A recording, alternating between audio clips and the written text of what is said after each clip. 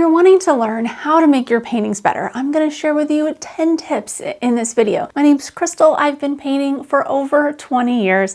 I've made 600 or more acrylic paintings in all sorts of different styles. I paint a lot of animals in bright colors like the ones you see back here, but I also have created abstract paintings and landscapes, lots of different types of work. And so these tips will work for any type of subject matter that you're painting. First tip is contrast. You want to make sure that every single one of your paintings has enough contrast, because nothing makes a painting look more boring than having it just look all kind of bland, maybe the same tone.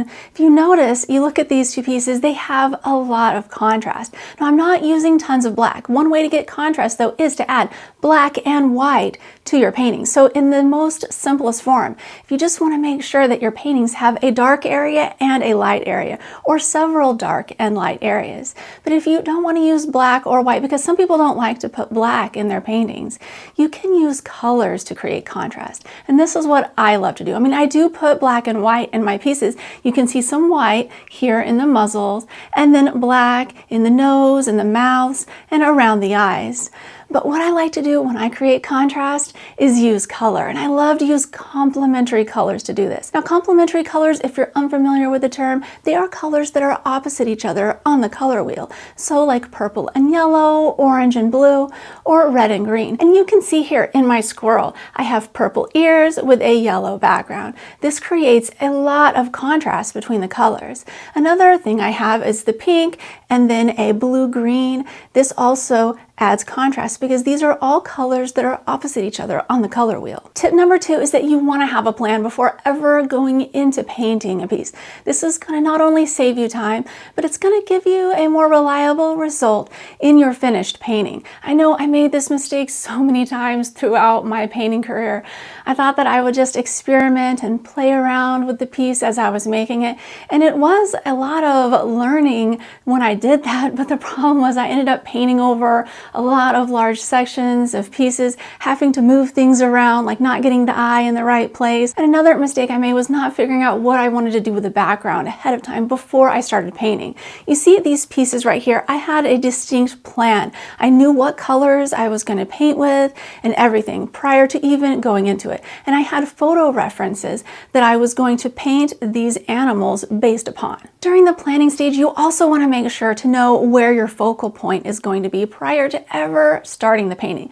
I've made this mistake so many times when I was creating abstracts specifically. I wouldn't know where I wanted the focal point to be going into it, and then at the end of the painting I wouldn't even have a focal point, and that just makes the painting look boring. With a portrait of an animal, it's a little bit easier because the focal point is obviously the face of the animal, the eyes, the nose, the mouth, the whiskers, and so you know that going in. But when you're doing something non-representational, it's harder sometimes to envision where you want the focal point to be. But I would just try to go into it with some sort of a plan, regardless of whether it's a representational piece or non-representational. And that transitions us into tip number 3, and that's doing an underdrawing if you're painting something representational. You see this raccoon, very cute. Well, what I did was I had my photo reference, but I literally traced this on here before I start painting. And it's perfectly fine to trace your artwork. A lot of people, especially when they're starting out painting, think that it's kind of cheating to trace the images onto the canvas prior to painting, but this is the way that you get accurate paintings. All of the professional artists do this. I mean, some artists have trained themselves to be able to draw things that they see without tracing it, but even those artists, if they are trying to speed up their process, will end up tracing the drawings on their paintings before they start painting them. It just makes sense. It speeds up your workflow, and if you can get a more accurate painting, the end result is what people are going to purchase from you or you're going to have hanging on your wall in the future. And so really it doesn't matter how you get there, you just want to make sure to make the best painting possible. Tip number 4 is mixing your colors ahead of time before you ever start painting. I love to do this because it allows me to make sure that my colors are all going to go together prior to actually putting brush to canvas. This saves so much time and materials. I want to show you my palette back here. This is the one that I used on the raccoon painting. I went ahead and saved it so that way I could show you in the video. So some of the paint is a little dried out, but you can see my piles of paint here. And so that way I knew that all the colors would match. Tip number 5 has to do with accuracy. If you are painting something representational, you really need to have it accurate. This is one of my biggest pet peeves when I walk through an art fair or a craft fair or just see work online at places like Etsy. You will look at something that they make, like a particular animal, and the eyes will be tilted in weird directions. It'll look wonky, right? You look at it and you know, this is not exactly what an animal looks like. And this is why it's super important to look at a photo while you paint. I touched upon the idea of having a photo reference previously when you are doing an underdrawing, but you don't just stop there. You always look at what you are painting while you are painting it. And so you will literally compare the raccoon image here with this, and you will look back and forth between your photo reference and your painting to make sure that everything's accurate. Because if it's not accurate, the viewer is going to know that. Even if they don't know anything about art, they know what an animal looks like. Or if you are painting a particular person, they know what that person looks like most likely. And so you want to make sure to have everything really accurate. When you have your proportions, you want the eyes to be the right size compared to the nose, and the ears to be the right size and in the right place compared to everything else.